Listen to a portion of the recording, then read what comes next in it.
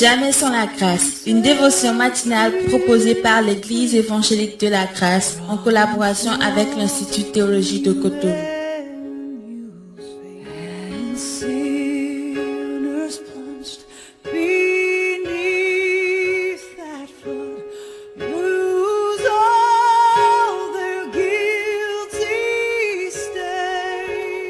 Bonjour chers amis, chers internautes, nouvelle journée, nouvelle provision, bienvenue dans cette dernière dévotion de cette semaine avec le thème « Veiller et prier ». Justement parce que nous avons un adversaire qui rôde. Que le Seigneur bénisse cette dévotion, qu'il bénisse chacun de nos auditeurs et auditrices en son nom précieux. Amen. Alors 1 Roi chapitre 3. 1 Roi chapitre 3. Hier nous avions vu l'attitude de Salomon. À première vue, ça peut nous sembler cruel lorsqu'il a ordonné d'apporter l'épée et de couper l'enfant en deux. D'accord? Donc nous allons relire et on a vu finalement que non, l'épée n'est rien d'autre que la parole de Dieu qui amène de la précision, qui amène du discernement dans tout ce que nous faisons.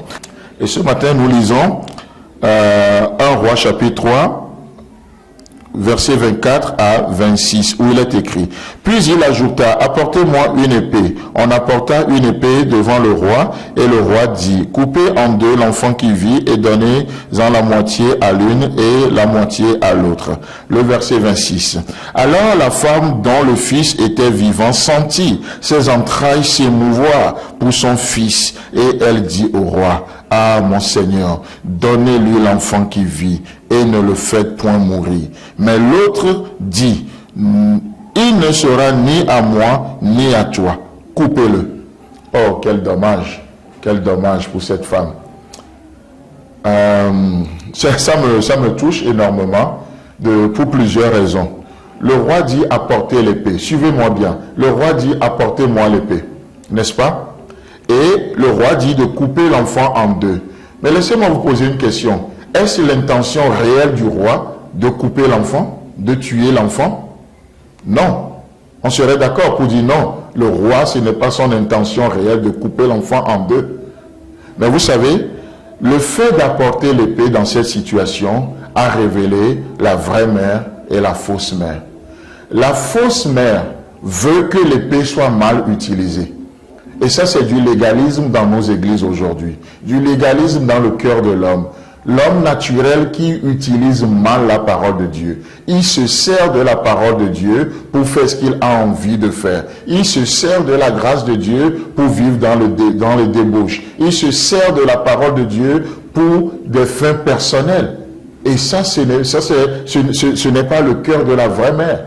La fausse mère veut que la parole soit mal utilisée. Et malheureusement, il y a encore cet esprit dans nos églises, il y a encore cet esprit dans le christianisme aujourd'hui. Mais dans cette journée, sous quel esprit ou quel esprit vous contrôle? La vraie mère va réagir. La vraie mère ne peut pas supporter la division. Elle ne peut pas supporter que l'enfant soit divisé en deux. Ça, c'est les caractéristiques de la vraie mère. La vraie mère ne veut pas que l'enfant soit divisé et elle est pour l'unité. Elle est pour l'unité. La fausse veut que l'enfant soit divisé. La fausse créera toujours de la division. La division dans le couple, la division entre mari et femme, la division entre parents et enfants, la division entre les leaders et les brebis, la division entre le patron et les employés. La fausse mère travaillera toujours à la division. Mais la vraie mère, loin de là, elle dit non, je préfère perdre que juste d'avoir raison. Oui, j'ai raison, mais je n'ai pas le droit de causer la division. Ma raison ne me donne pas le droit de travailler à la division. Chers amis, chers internautes, que le Seigneur vous bénisse. Laquelle de ces deux femmes serez-vous dans cette journée? La fausse ou la vraie? Ouais, la vraie, ça va de soi. C'est tout le temps que nous avons. Si vous avez aimé cette dévotion, parlez-en à vos amis. Parlez-leur du message de la grâce et de ce qu'il fait dans vos vies. Pour un sujet de prière, une question ou plus d'informations, contactez-nous. Téléphone 64 88 35 87 ou 96 42 69 05 ou par WhatsApp au 94 75 80 20.